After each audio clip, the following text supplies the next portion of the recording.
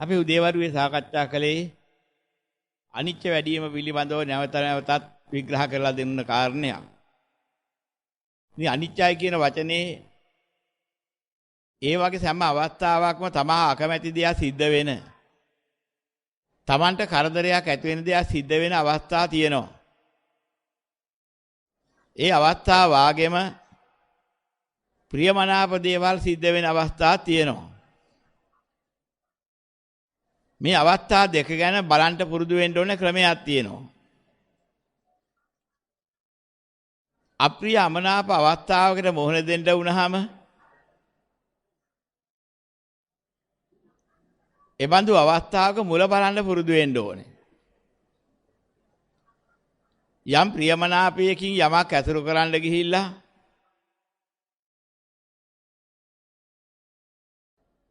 එතකොට ප්‍රියමනාප යම් කිසි දෙයක් හිතට ආවොත් යම් අරමුණක් මුණ ගැහුණ වෙලාවට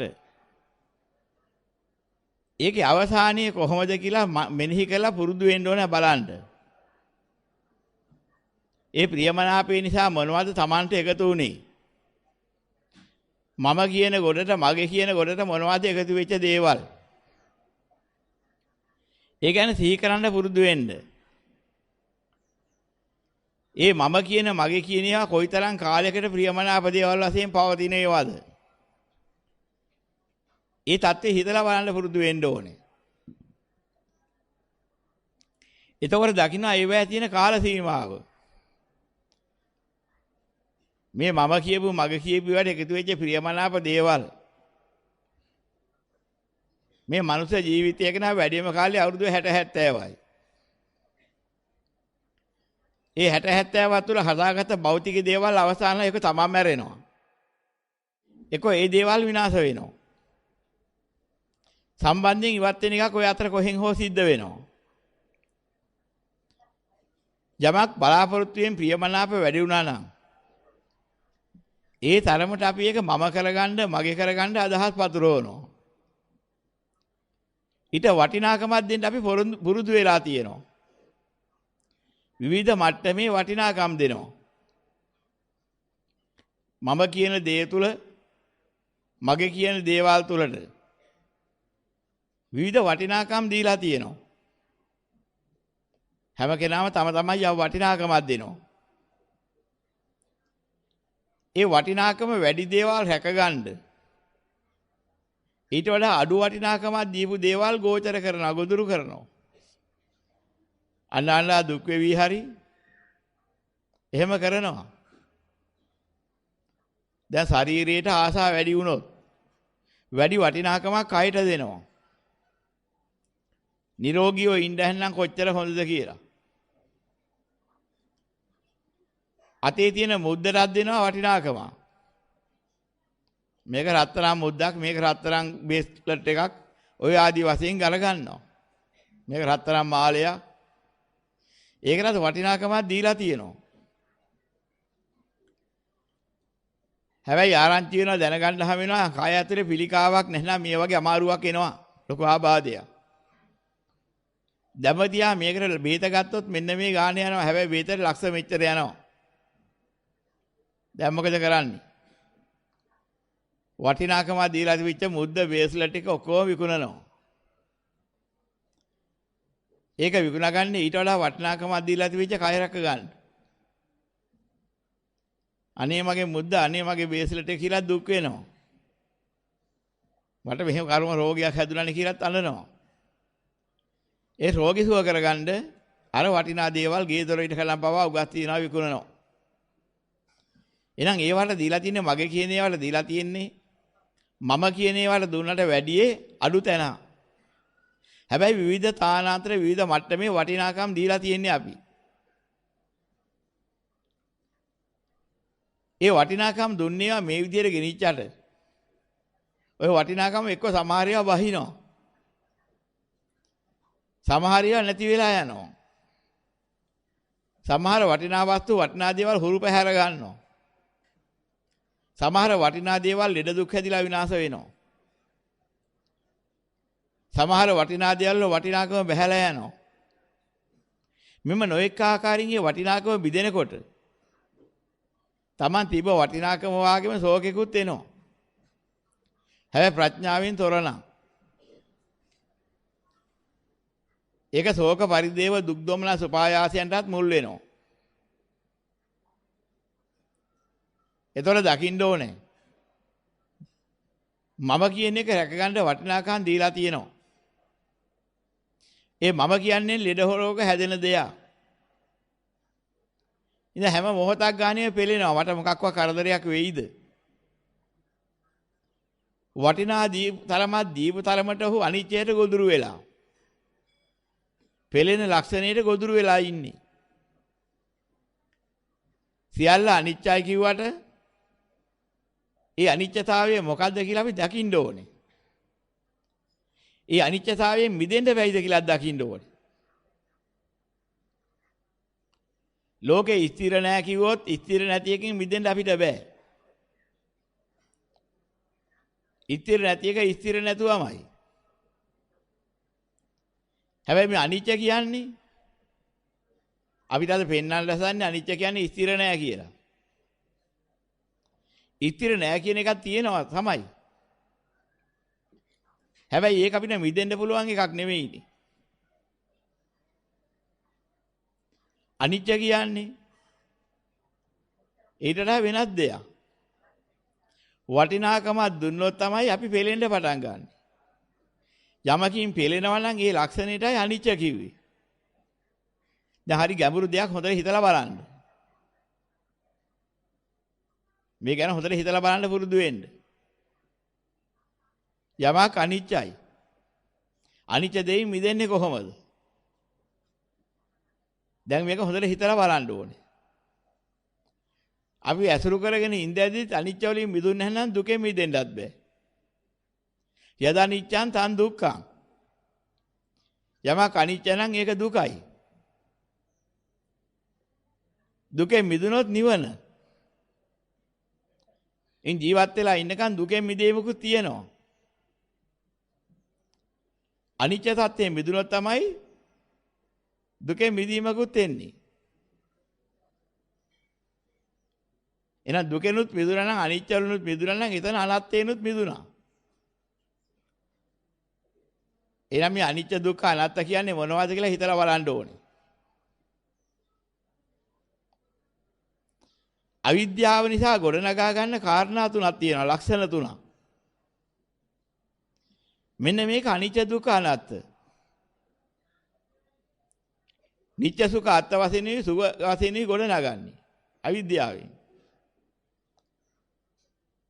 අවිද්‍යාව දුරු කළා විද්‍යාව පහළ වුණාම අනිත්‍ය දුක්ඛ අනාත්ම අසුබ දුරු වෙනවා.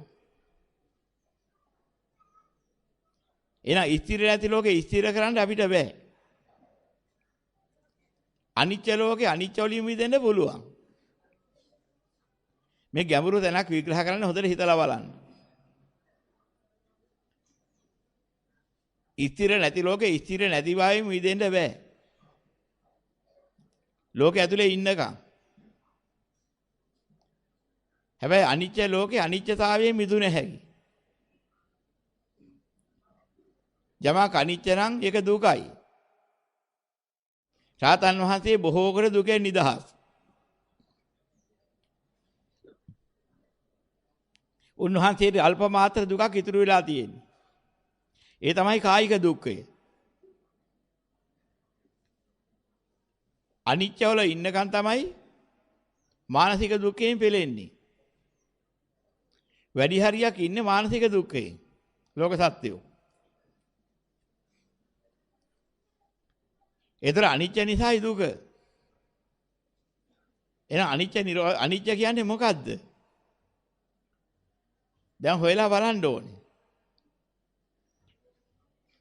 බුදුරන් වහන්සේ දේශනා කරනවා අට්ඨියති හරායති jigucchati අයං උච්චතානද්ද සබ්බ සංකාරිසු අනිච්ච සංඥා කිය. අනිච්ච සංඥාව ওই කාරණා තුනකින් දකින්න ඕනේ. එන අනිච්ච සංඥාව දකින්නකොට පෙළෙන ලක්ෂණීය යුක්තයි කියලා පේනවා. මේ අනිච්ච සංඥාව විස්තර කරලා දෙන කාරණා තුනකින්. අනිච්චය කියන්නේ පෙළෙන හින්දා. පෙළෙන ලක්ෂණයක් තියෙනවා. දැන් පොඩ්ඩක් හිතලා බලන්න මෙහෙම දෙයක්. ගෙවල් දොරවල් ඉඩකඩම් දීපල ඔක්කොම අල්ලාගෙන ඉන්න කෙනෙක් ඉන්නවා. මගේ කියලා. ඒ බඩු ඒ තිබෙන තැන් වලමයි. මේ ගස් කොළන් ටික මගේ. එක්කෙනෙක් කියනවා. එක්කෙනෙක් ඒ මගේ කියන හැඟීමේ වෙන් වෙලා ඉන්නවා. ඒ ගස් කොළන් වලට මොකක් හරි කරදරයක් එනවා. එක්කෙනෙක් තැවෙනවා. ඒ මගේ කියලා බලාපොරොත්තු තියාගෙන හිටපෙකනා තැවෙනවා. පෙලෙනවා. කවුරු හරි ගෙඩි කඩාගෙන ගිහිල්ලා ගස් වලට හානියක් කරලා ගිහිල්ලා දකින්න ගානේ හෙන හත ගහන්න ඕන කරපු අපරාධයට මගේ ගස් ටික කොච්චර අමාරුවෙන්ද වවා ගත්තේ කී කී අඬනවා දුක් වෙනවා. විශාල පෙලීමක්. හැබැයි ඒකට මගේ කියවනේ මේක මගේ ගස්ද? නෑ ඒක මගේව නෙමෙයි. මගේ කියන සම්බන්ධයෙන් අදහස නැත්නම් එයා පෙලෙන්නේ නෑ. එහෙනම් පෙලෙන අර්ථයෙන් නම් අනිත්‍ය කිව්වේ. ඒ ගහ අනිත්‍ය වෙලා තියෙන එක අල්ලාගත්ත කියලාටනේ. දැන් හිතලා බලන්න බුදුරජාණන් වහන්සේ දේශනා කරපු ධර්මයක හැඟවිච්ච අර්ථයක හැටි. ගහ අනිත්‍ය වෙලා තියෙන අල්ලාගත්ත කෙනාට. මොකක් නිසාද? පෙලෙන ලක්ෂණය නිසා. මවමගේ කියන ලක්ෂණයෙන් අල්ලාගත්තාම ඒකට කරදරයක් එනකොට පෙලෙනවා. පෙලෙන ලක්ෂණයට කියනවා අනිත්‍ය. ඒ චන්දරාගයේ දුර වෙලා ගියාම පෙලෙන්නේ නැතුව ගියා නම් අනිත්‍ය වලින් නිදහස්. අනිත්‍ය යම් තැනකද දුක එතන. අනිත්‍ය අත්තරිත තැන දුකෙන් නිදහස්. එහෙනම් අනිත්‍ය කියන්නේ ස්ථිර නෑ කියලා ගත්තොත්. ස්ථිර නැති එකක් ලෝකේ ස්ථිර කරන්න කිසි කෙනෙකුට බෑ. එහෙනම් කිසි කෙනෙකුට දුකෙන් නිදහස් වෙන්න බෑ ලෝකේ ඉන්නකම්. මොකද ලෝකේ හට ගන්න සියලුම දේවල් ස්ථිර නෑනේ. යම් රූපයක් බැලුවා නම්, යම් වේදනාවක්, යම් සංඥාවක්, යම් සංඛාරයක්, යම් විඥානයක් ගැන හිතලා බැලුවා නම් ඒක ස්ථිර නෑ. ඉතින් ස්ථිර නැති එක නම් අනිත්‍ය. රූප වේදනා සංඥා සංකාර විඥාන කියන මේ ටික රහතන් වහන්සේලාට තියෙනවා.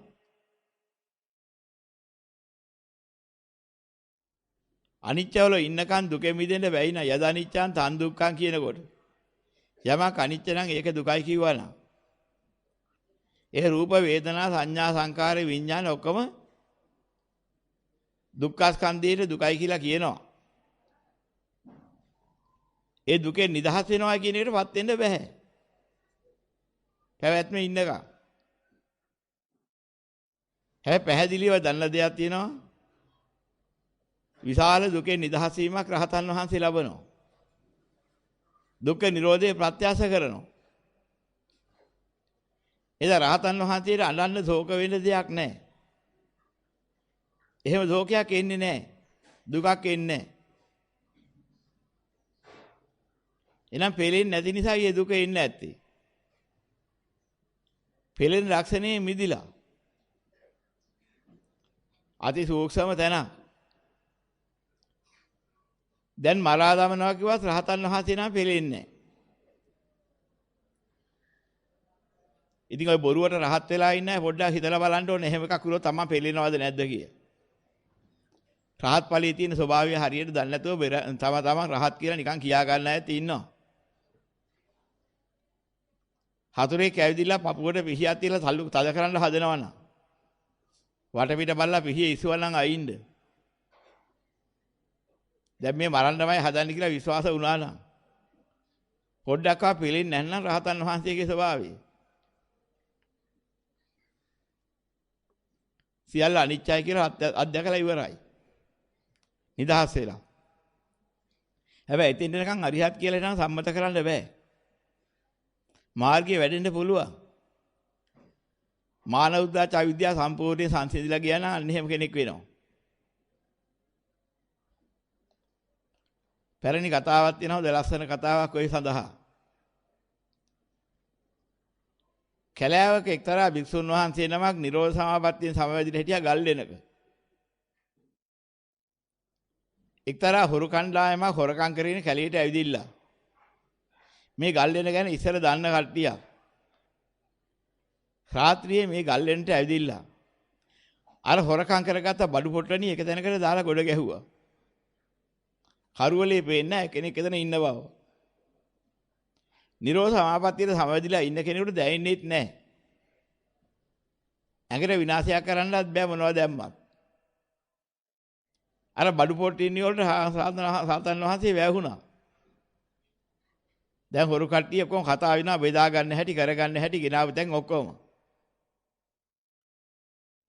ඔය අතර රහතන් වහන්සේ නිරෝධ සමාපත්තියෙන් ඉවත් වෙලා නැගිටින්න බලනකොට බඩු පුට්ටු වලින් ගොඩ ගහලා ඇඟ හැමතැනම හිර වෙලා. ඒවා ටිකක් එහාට මෙහාට කරලා නැගිටිනකොට අර මිනිස්සු දැක්ක හොරු දැක්කා. මේක හාමුදුරුවනේ මෙතන ඉඳලානේ. අපි කියාපුවා ඔක්කොම හයිදලා. දැන් මේක ගියොත් එහෙම රාජපුරුෂයින්ට දැනුම් දෙනවා විස්තරේ. දැන් දුන්නොත් අපි ඔක්කොම හොරකම් කරලාත් ඉවරයි අපිට දඩුවා විඳින්න සිද්ධ වෙනවා. රාජපුරුෂයන්ට කොටු වෙනවා. කරන්න තියෙන එකම දෙයයි. අපි මේකම මරමු. අර හොරු පිස එකලා කතා වෙනවා. ඒ පිරිසම තීරණය කරා මේ හාමුදුරුවෝ මරන්න. මරලා දාලා යන්. ඒතර දැක්ක කෙනෙක් කවුරුවත් නැහනේ. හොරු ගැන දන්න කෙනෙකුත් නැහැ. මේ මරන්න කතා වෙනකොට උන්වහන්සේ ඒත් නිහඬව ඉන්නවා. කිසිම භයංකර භාවයක් මොකුත් දැනීමක් නැහැ. අර හොරු පුදු වෙලා බලා ඉන්නවා විතර ඉස්සර එහෙම නෙමෙයි. යම් කෙනෙක් මරන්න නිගමනය කරා නම් ඉන්න ඉදිරියේ කිව්වා නම් එහෙම. මල මුත්‍රා ගිහිලා ලේ බඩ ගිහිලා ඒ තරමට සමාව ඉල්ලලා භයානක විදිහට කෑ ගහනවා ජීවිත දාන්න ඉල්ලලා. මේ භික්ෂුව මහා බුදුම කෙනෙක්නේ බයක් ගෑවිලවත් නැහැනේ. අපි මේ ඔක්කොම කරන්නේ බයට. මේ භික්ෂුව බය නැත්තේ මොකද? ඉතින් අහනවා. ඔබට බය හිතෙන්නේ නැද්ද මෙහි මරන්න අපි කතා කරනකොටවත්? ඉතින් මරන්න කතා කරන්නේ ඉතින් මරලා දාලා යන්නකෝ. මට ප්‍රශ්නයක් නැහැ කිව්වා. අර හොරු කතා වෙනවා මේක පුදුම දෙයක්. අපිට මේ බයත් ඇතිගැන්මක් නැතුව ඉන්න ක්‍රමවේදයක් තියෙනවා මේක අපිට කොච්චර වටිනවද? මේ හොරු වුණාට හොරකම් කරලා සසරේදී හේතු වාසනා තියෙන පිරිසක්. ඊට පස්සේ අහනවා ඇයි බය නැත්තේ? මරන්න හැදුවත් බය නැති වෙන ක්‍රමයක් තියෙනවා නම් මොකක්ද ඒ ක්‍රමී? ඒක ඔය අසත්පුරුෂ ගති වල කරන හොර වැල කංචා කරන උඹලට ඒක තෝරා ගන්න බෑ වැටහෙන්නේ නැහැ. ඒක නෙමෙයි අපි වාගේ පැවිද්දට එන්න ඕනේ. ඒ පැවිදිව මේ ජීවිතය ගත කරන අයටයි ඒක වැටහෙන අවස්ථාවක් තියෙන්නේ. ඒ ධර්මයේ උඹලට තේරෙන්නේ නැහනේ. අර හොරු කාණ්ඩි කියන්න පටන් ගත්තා. අපි මෙච්චර කාල ඉන්නවා අපි මෙච්චර මොන දාමරිකම් කරත් අපි බයයි. බය නැති කරගන්න මාර්ගයක් තියෙනවා ඒක අපිට ඔක්කොට වඩා හොඳයි. අපි මේ හොරකම් ඔක්කොම මෙයින්ම නවත්තනවා. ඒ ක්‍රමයේ අපිට දෙන්න අපිව පැවිදි කරන්න කියලා ඉල්ලීමක් කළා. ඊට පස්සේ උන්වහන්සේ අර හොරු කණ්ඩායම පැවිදි කරගෙන ඒ හොරු කණ්ඩායම මහා දරුන් වහන්සේලා ඉදිරිය එක ගිහිල්ලා පැවිදි උපසම්පදාව ලබා දීලා කර්මස්ථාන දීලා අනුගමනය කළා ඒ හොරු ටික ඔක්කොම රහතන් වහන්සේලා වුණා. මරණ බයත් අත්හැරිලා ගියා. එහෙනම් මේක හරි ගැඹුරු වටිනාම තැන. අනිත්‍ය යම් තැනකද දුක ඊතර දුකේ නිදහස් වෙන්න බෑ අනිත්‍ය වල ඉන්නකම්. එහෙනම් මොකේද අනිත්‍ය කිව්වේ? යමෙක් පෙළෙනවා නම් යම් යම් දෙයකින්. අන්නේ පෙළෙන වේදනාවක් තියෙනවා. ඒ පෙළෙන දෙයක පෙළෙන ස්වභාවය නැතුව නෙමෙයි. වැඩි හරියක් පෙළෙන්නේ අපේ මනස. ගත පෙළෙනකොට මනස හුඟා පෙළෙනවා. ඒ මනස පෙළෙන නිසා තමයි මැරෙනවට බය. විශාල බයක් ඇතිගැන්මක් ඉන්නේ මරණ බයක් එන්නේ හිතට හිදිලා නෙමෙයි ගතට හිදිලා නෙමෙයි. හිත පෙලිලා. මරන්න හදනකොට තා පොඩ්ඩක් හරි දුන්නේ නැහැ. හැබැයි මල මුත්‍රා ගිහින් ඉවරයි කඩුව උස්සනකොට. ආයුධය දැක්කනම් මරන්න ලැබෙන්නේ හදන්න කියලා දැක්කනම් විශාල බයකින් පෙලෙනවා. අන්නේ පෙලෙන එක තමයි අනිච්චය. එන කායික ආබාධේ කායික රෝගාබාධයට වැඩිය හුඟක් පෙලෙන්නේ මානසික වශයෙන්. හිදෙනවට බයයි. කැඩෙනවට විදෙනවට බයයි. විනාශ වෙනවට බයයි. ඒක අස්ථාන බයක් හදාගෙන තියෙනවා. අස්ථාන වියකින් පෙලෙනවා. බොහෝ කොට වෙලා තියෙන්නේ ඒකයි.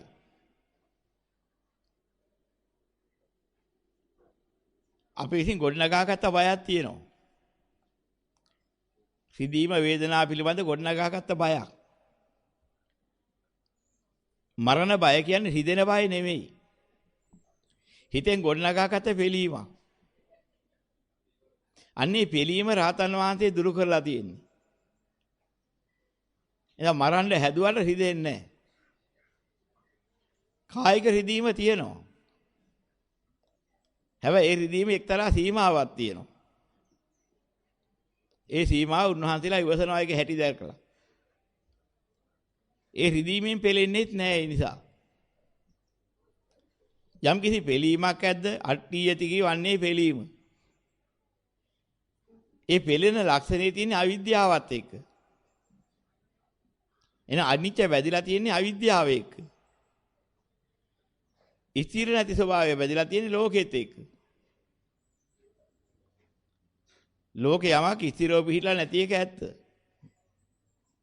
ඒතන් අද්දුවක්. ඒතන් අනිච්ච තව එකක්. අනිච්ච එකක් අද්දුව එකක්.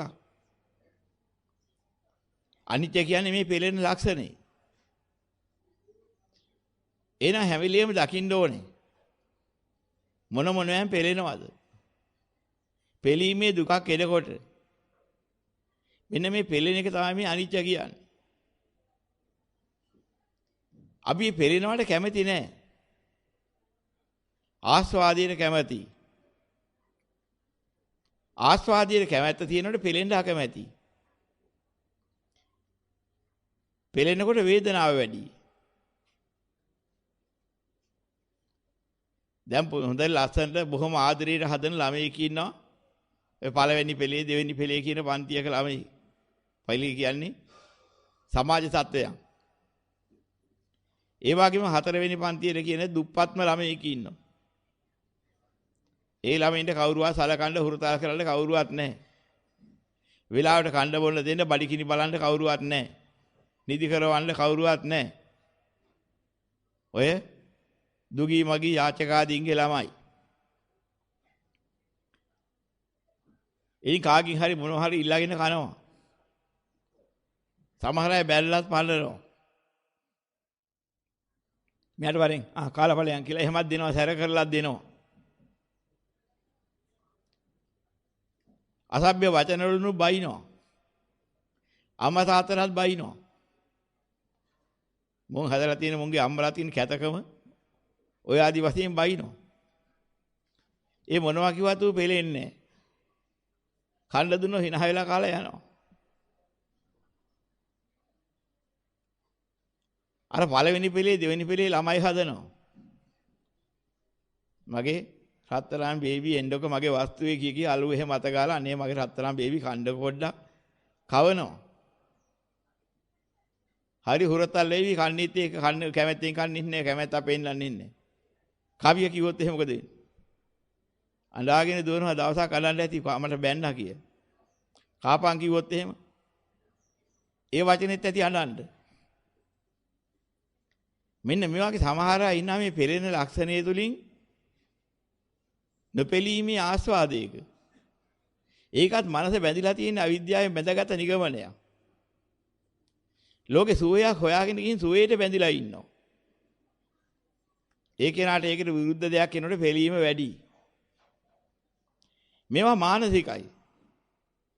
කායික පිළීම වලට වැඩි තියෙන්නේ මානසික පිළීම. මේසා ලෝක සත්වයන් අතර හුඟා දෙනෙක් මේ මානසිකව පෙළෙනවා, මානසිකව රෝගීන් වෙනවා. සමහරවල්ලාට වහබනවා. ඇයි වහබිව්වේ? කවුරුවත් ගැහුවද? රිදෙනවද? ඔළුව කකියනවද? බල රිදෙනවටද? කකුල කැක්කුමටද? නෑ, එහෙකටවත් නෙමෙයි. එහෙනම් මොකටද? මම බලාපොරොත්තු වෙච්ච මගේ හීනේ කඩාකප්පල්ුණානේ. මොන හීනේද? අහසේ මාලිගාවක් මවාගෙන හිටියා. දෙන්නේ යාළු වෙලා ඉඳලා තරහ වෙලා. දැන් එහෙකට එකෙකුට ඇති වෙන වේදනාව මානසිකයි. කායික වශයෙන් එහෙකට පොඩ්ඩක්වත් හිදිලා නැහැ. අපි දෙන්න කසාද බඳින්න කැමති, අම්මලා තාත්තලා දෙපැත්තෙම කැමතිනේ. අපිට කසාද බැඳුවොත් එක එක්ක සලකන්නේ නැහැ, ඉන්නත් එපා කියනවා. දැන් මොකද කරන්නේ? දෙන්නම එකලා වහබිලා මැරෙමු කියලා තීරණයක් කරනවා. කායට හිදිලාද? නෑ, හිතට හිදිලා. ඉන්න ගේ දොර හදාගෙන ඔක්කොම ඉන්න, අපිට නම් හොඳ ගෙයක් දොරක් තියෙනවා, ඔක්කොම තියෙනවා කියලා ඉන්නවා. ඔන්න හතුරු පිරිසක් ඇවිදිලා අපේ ජාතියට සම්බන්ධ නැහැ, මේක අපේ ජාතියේ ගමක් කියලා පන්නන්න හදනවා. ඔක්කොම දාලා යණ්ඩයි සිද්ධ වෙලා තියෙන්නේ කියනවා. මෙච්චර කාල හදාගත්ත දීපවල දාලා අපිට යන්න උනගේ පපුව බදාගෙන හූල්ලනවා. අපිට වෙච්ච දෙයක්, වෙච්ච අපරාධයක් කියලා. සිදිලා තියෙන්නේ ගතට නෙමෙයි, හිතට. අනේ මෙච්චර මහන්සිලා ඉගෙන ගත්තා. අද ලකුණු වලට ප්‍රතිඵල එන දවස මම පේල්නේ, මං හිතුවේ නෑ මට මෙහෙම විදිහට මං ඔක්කොම වැඩ ටික පේල්නේ. මං නම් හිතුවේ ඒ ලෙවල් සමත් කියලා, ඕ ලෙවල් සමත් කියලා මෙහෙම ඉතින් තම හිතනවා.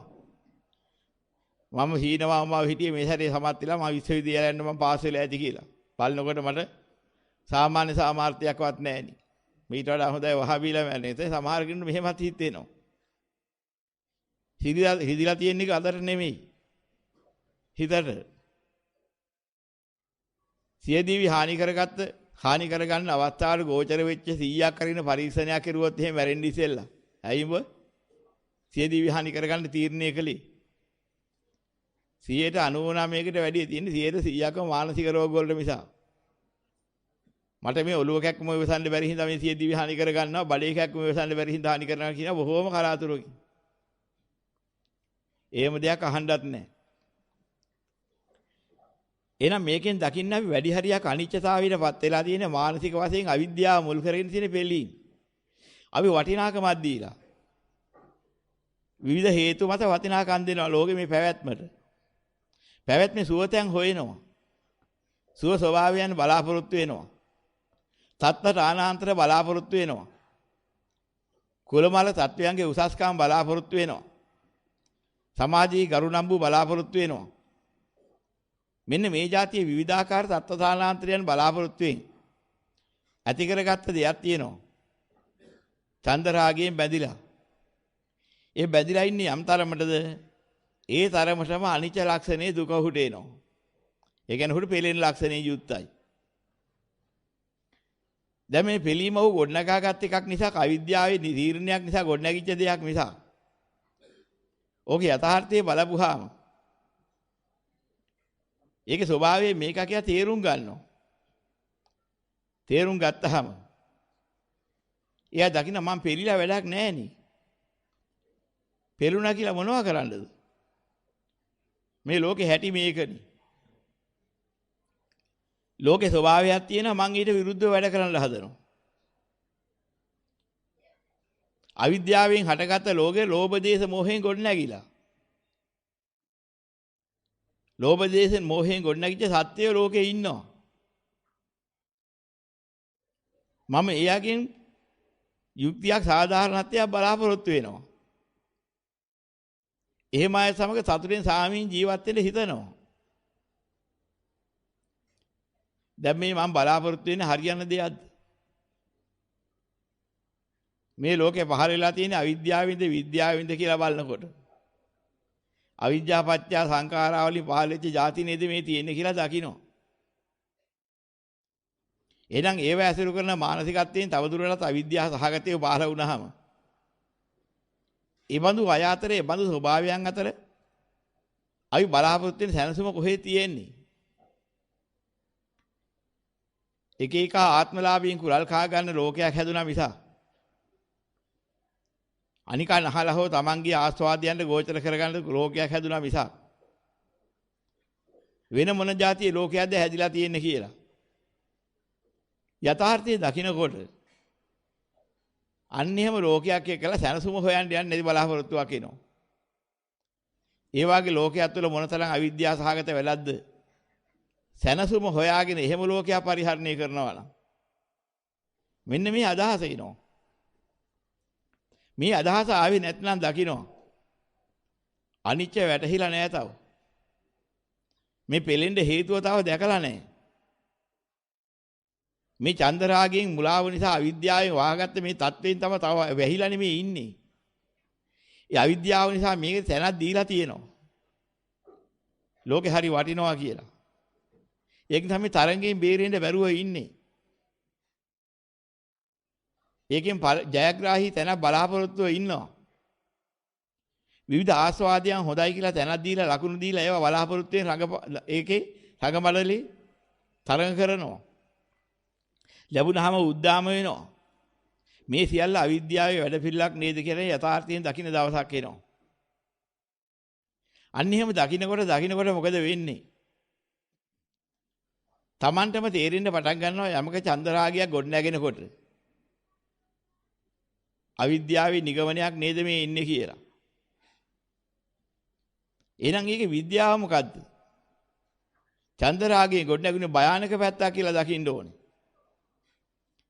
ඒක ඉන්නේ ආස්වාද වශයෙන්. ආස්වාද වශයෙන් එන භයානක පැත්ත දකින්න පුරුදු වෙන්න ඕනේ. අන්න එතකොට තේරෙනවා. දුක්ඛම් බයට්ටේන බයාර්ථයෙන් දකින්න. මොකක් නිසාද? ඔන්නේ ආස්වාදයට කොටු වෙලා ආස්වාදයේ ලවා ගැනීමට යම් කිසි දෙයක් එකතු කළා නම් කැඩෙන බිඳෙන විනාශ වෙන දේවල්ම එකතු කළා. කඩන බිඳින විනාශ කරන දේවල්ම එකතු කළා. කැඩී බිඳී විනාශ වී යන දේවල්ම එකතු කළා. හොරු පැහැර කරන්න මංකොල්ල කන ඒවට ගෝචරෙන් දේවල්ම එකතු කළා. විවිධාකාර ලෙඩ රෝග වලට භාජනය වෙන දේවල්ම එකතු කළා. උත්සාහයෙන් වීරියෙන් පෝෂණය කළ යුතු දේවල්ම එකතු කළා. මේ ආදී වශයෙන් විවිධාකාර කම්කටොළු වලින් පෝෂණය කර ගොඩනගිය යුතු සැකිය යුතු පෝෂණය කළ යුතු දේවල්ම තමයි එකතු කළේ. මෙන්න මේක බලන්න කියලා බුදුරජාණන් වහන්සේ දේශනා කරනවා. ඉපදීම ධර්මතාවයකට තියෙන ලෝක සත්‍යය උපතර හේතු වෙන දේවල්ම පතනවා. යමක් උපන්නන ඒවට උරුමයක් තියෙනවා වැහැරෙනවා. ඒ නිසා වැහැරෙන දේවල්ම ලබලා ඉන්න ලෝක සත්‍යය. ඒ වැහැරෙන දේවල්ම බලාපොරොත්තු වෙනවා. උපතකින් හොඳ දෙයක් කියලා බලාපොරොත්තු වෙන්නේ වැහැරෙන විනාශ වෙන දෙයක්. ලෙඩ හැදෙන කයක් හොඳයි කියලා ගත්ත ලෝක සත්‍යය. ලෙඩ හැදෙන දේවල්ම හොඳයි කියලා ගන්නවා. මැරෙන කයක් ඇති ලෝක සත්‍යය. මැරෙන කයවල්ම හොඳයි කියලා ගන්නවා. මැරෙන දේවල්ම හොඳයි කියලා හොයනවා. ශෝකයේ හේතු වෙන දේවල් වලට කොටු වෙලා ඉන්න ලෝක සත්‍යය. ශෝකයේ හේතුකාරක වෙන දේවල්ම කොටු කර ගන්නවා බදා ගන්නවා. මේ ආදී වශයෙන් විවිධාකාර දුක්ඛම් කරලා ගොතු වෙන ලෝක සත්‍යය. ඒ බඳු විවිධාකාර දුක්ඛම් කරලු ගෙන දෙන දේවල් බදා ගන්නවා. ඒවා මම කරගන්න උත්සාහ කරනවා. බැරි උත්සාහයක යෙදিলা අනන්ත දුකක් විඳිනා පෙළෙමින්. මෙන්න මේ පෙළීමට කියනවා එකතු කරගෙන තියෙනවා පෙළෙනේවා. අනිච්ච ලස්සනේ යුක්තයි. එහෙනම් පෙළෙන එකේ මිදෙන්න නම් මොකද කරන්න ඕනේ? යථාර්ථය දකින්න ඕනේ. යථාර්ථය දකින්න මොකද කරන්න ඕනේ? අනිච්ච ස්වභාවයත් ලෝකේ යථා ස්වභාවය දකින්න ඕනේ. අනිච්ච වැටහෙන්න නම් මොනවද දකින්න ඕනේ? අසාර ලෝකේ ස්වභාවය හොතර මනසේ මෙනෙහි කරන්න ඕනේ. අවිද්‍යාව සහගත ලෝකේ ගොඩ නැගෙන හැටි දකින්න ඕනේ පරිච්ඡසමුප්පන්නෝ. අවිද්‍යාවෙන් ලෝකේ ගොඩ නැගෙනකොට ලෝකෙට තැනක් දෙන වටිනාකමක් දෙන මානසිකත්වයෙන් අවිද්‍යාව ගොඩනැගිලා තියෙන තත්ත්වය තේරුම් ගන්න ඕනේ. අපි ළඟ අවිද්‍යාව කොච්චර තියෙනවද කියලා අපි දැනගන්නේ මොකෙන්ද? අපි ලෝකෙට දෙන වටිනාකම දෙන මානසිකත්වයෙන්. මේ දේවල් තියෙනවා නම් කොච්චර හොඳද? මේවා කොච්චර වටිනවද? මේ ආදි වශයෙන් මානසිකත්වයෙන් විවිධ පැවැත්මන්ට තැනක් දෙනවා. අන්නේ වටිනාකමල දීලා තියෙන තැන කොච්චර බලවත්ද? ඒ තරමට ඔහුට අවිද්‍යාව බලවත්. සමහර වෙලාවට වටිනාකම අඩු වෙලා තියෙන කට්ටිය ඒවා වටිනවා කියලා වර්ණනා කරන අයගේ කීම් අහලා නැවත වටිනාකම වර්ධනය කරගන්නවා. ඒ කියන්නේ අවිද්‍යාව අනුසයේ තිබිලා මතු වුණා. අසත්පුරුෂ සේවනයේ නිසා. මෙන්න මේ ආකාරයෙන් අවිද්‍යාව තෝරා ගන්න ඕනේ. අසත්පුරුෂ සේවනයෙන් නුනුවණි මෙනෙහි කිරීමෙන් අවිද්‍යාව වර්ධනය වෙන හැටි යලි යලි ගොඩ නැගෙන හැටි දකින්න ඕනේ.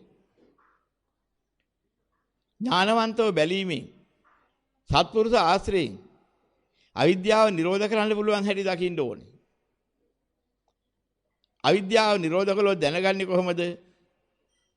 ලෝකෙට දුන වටිනාකම බිඳුවල බහින් දවසක් එනවා. ලෝකෙට වටිනාකම් දෙන මුලා මානසිකත්වයේ නැති වෙලා යනවා. ඒ මට්ටමට විද්‍යාව පහළ වෙනවා. ඒ මට්ටමට අවිද්‍යාව දුරු වෙනවා. එහෙනම් අවිද්‍යාව දුරු කරගන්න යමක් කළ යුතුද? අන්න ඒක තමයි කළගත යුතු දේ. ධර්මතාවය හරියට පේන්න ක්‍රියාත්මක වෙලා ප්‍රතිඵලය ගෙනල් දෙනවා ඊට පස්සේ. කොහොමද? අවිද්‍යාව යම් තරමක් නිරෝධ වුණා නම් ඒ අවිද්‍යාවෙන් වටිනාකම දීපු වටිනාකම අඩු වෙන තරමට ඒ නොවටිනා දේ ගැන හිතන්න කියන කරන ක්‍රියාකලාපේ නවතිනවා. ඒ අවිද්‍යාව සහගතව වටිනාකම් දීලා කරන කියන හිතන ඒවා නෑ දැන්. ක්‍රමෙන් අඩු වෙනවා.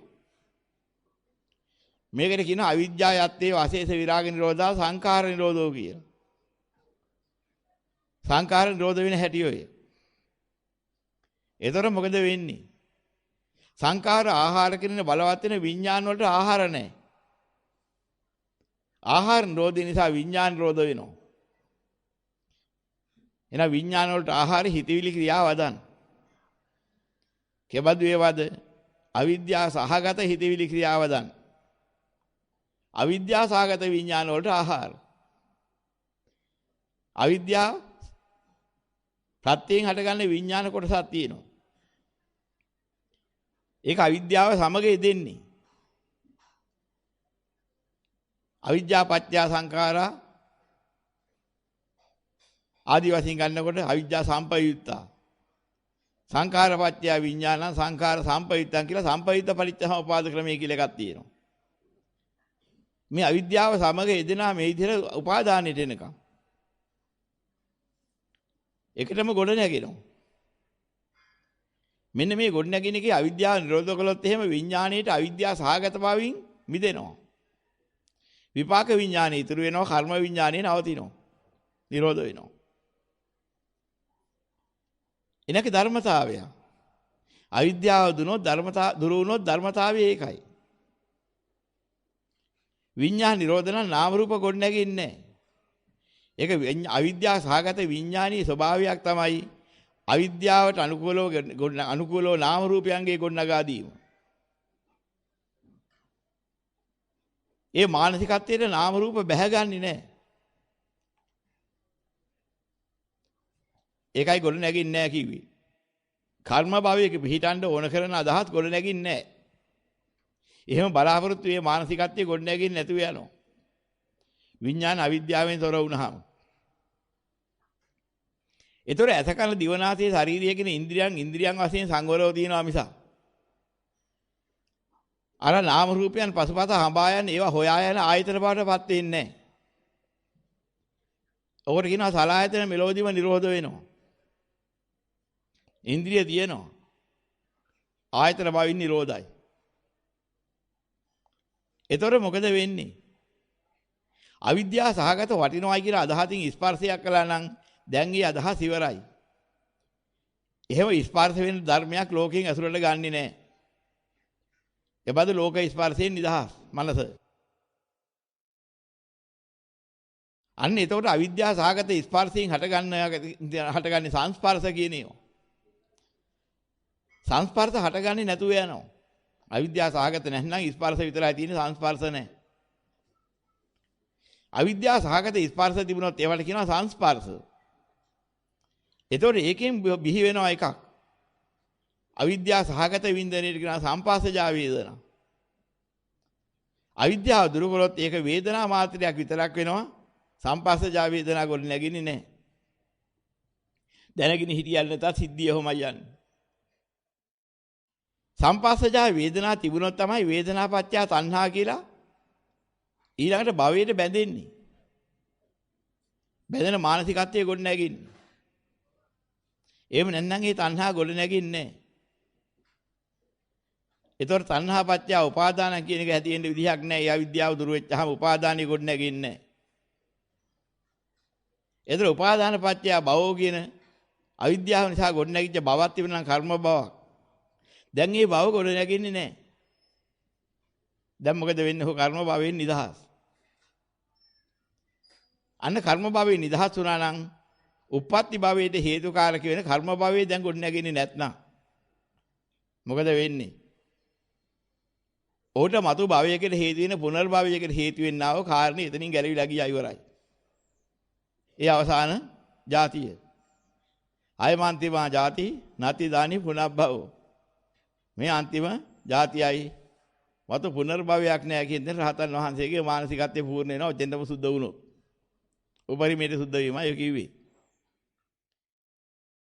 යම් මට්ටමකට ගොඩනැගීම නතර වුණා නම් ඒ මට්ටමට ගොඩනැගෙන්නේ නැහැ. ඉතින් ඔය පටිච්චසමුප්පන්න ක්‍රියාවලිය තුල සෝතාපන්න බුද්ධිලයාගේ යම් අවිද්‍යාවක් දුරු වුණා නම් සතර පහ මට්ටමට ගොඩනැගෙන සංකාරයේ මානසිකත්වයේ ගොඩනැගෙන්නේ නැහැ. මොකද සතර පහ ගත වෙන මට්ටමේ අවිද්‍යාව සෝතාපන්න ඵලයෙන් ධර්මාවබෝධයත් එක්කලම දුරු වෙලා. ඒ දුරු වෙච්ච නිසා ලෝකෙට වටිනාකම දීම හුඟක් අඩුයි. අසීමිත වටිනාකමක් දෙන ලෝකයා තමයි තමන්ගේ ආස්වාද බලාපොරොත්තු වෙන්නේ. මම කරගන්න මගේ කරගන්න යමක් අයිති කරගන්න බලාපොරොත්තු වෙන ඒ කයිතුකම් අසාධාරණකම් කරන්නේ අසීමිතව. දහම් අවබෝධය නිසා නොවටිනා ලෝකයක් නේද කියලා වැටහීම වැඩි වෙනකොට එක්තරා අවස්ථාවකදී සහ වලින් අත මිදෙලා යනවා. වටිනවා කියන අදහස් කොටසක්. අන්න එදාට කියනවා සෝතාපන්න ඵලයටපත් වුණා. අන්නේ අවස්ථාවේ පටන්ගෙන සතර අපා ගත කරන්න හේතු වෙන දූෂ්‍ය වූ මානසිකත්වයකින් ගොඩනැගින අවිද්‍යාවකින් ගොඩනැගින හිතවිල්ල ක්‍රියාවක් කතාවක් ඒ සත්වයාට ගොඩනැගෙන්නේ නැහැ. ඒ ආර්ය උත්තමයාට එතන පටන්ගෙන සතර අපා ගත වෙන සංඛාර ගොඩනැගෙන්නේ නැති වුනහම ඒ ටික නිරෝධයි. ඒ නිසා සතර පහ ගත වීමට හේතු වෙන යම් විඥානයක් ඇත්නම් ඒ බඳු විඥාන ඊට පස්සේ ගොඩ නැගෙන්නේ නැහැ. ඒ මට්ටමේ විඥාන නිරෝධයි. සතර පහ ගත වීමට හේතුකාරකේ විදිය අදහස් ඒ හිතේ බහින්නේ නැහැ. ඒ මට්ටමට නාම රූප නිරෝධයි.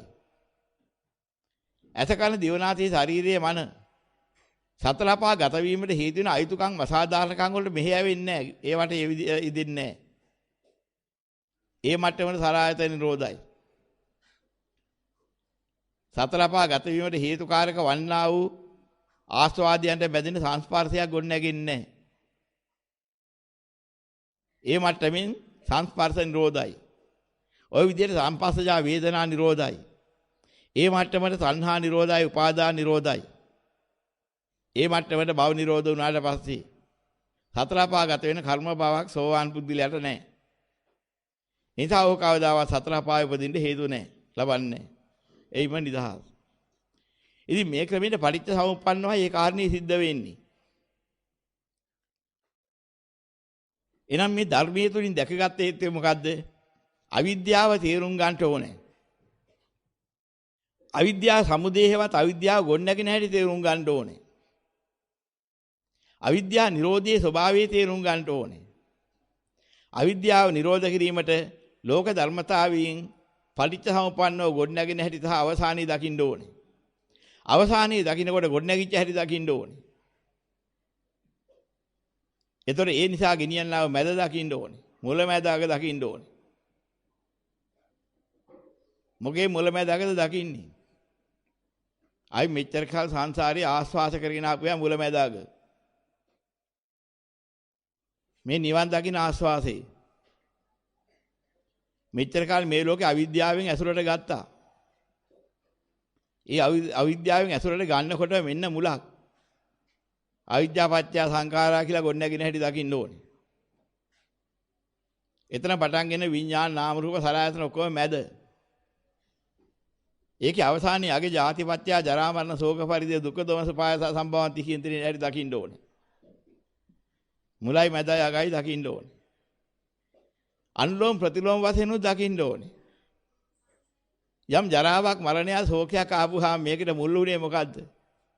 ආස්වාදයන්ගෙන් අල්ලගන්න ගිය මුලක් තිබුණා ඒකයි කියලා දකින්න ඕනේ. ඒ තුල ක්‍රියාත්මක වෙච්ච මැද දකින්න ඕනේ. ඒකේ අවසාන ප්‍රතිඵලයෙන් දැන් භුක්තියට අහු වෙලා තියෙන අත්දකින්න දුක දකින්න ඕනේ. මෙන්න නිවන් මඟ. පටිච්චසමුප්පාදයෙන් අහ කරව නිවන් මඟක් නැහැ. යෝ පටිච්චසමුප්පාදං පස්සේ සෝ ධම්මං පස්සති. යමෙන් පටිච්චසමුප්පාද දකිද ඔහු ධර්මයේ දකි. මෙන්න මේකේ මේ විදිහට දකින්න පුරුදු වෙන්න ඕනේ. එහෙනම් එදිනෙදා ධර්මයේ දකින්නේ කොහොමද? අනිත්‍ය දක ගන්න නම් එදිනෙදා පටිච්චසමුප්පාද මොහොත දකින්න ඕනේ ඒ විදිහට. මෙන්න මුලක්. මෙන්න මැදක්. මෙන්න අගක්. මෙන්න අග. මේකට අතීතයේ හේතු වෙච්ච මැදයි මුලයි දකින්න ඕනේ. මෙන්න මුලක්. මේක අනාගතයේදී ගොදුරු වෙන සිද්ධ වෙන මැදයි අගයි දකින්න ඕනේ. මෙහෙම කල්පනා කරන්න පුරුදු වෙන්න ඕනේ. මෙන්න මේ ටික කරගෙන යන ධර්ම අවබෝධය ලැබෙනවා. අන්නේ ධර්ම අවබෝධයෙන් ඉගෙන ගන්න දෙයක් නෑ දැනගන්න දෙයක් තියෙන්නේ. ධර්මඥානිය පහළ වෙනවා.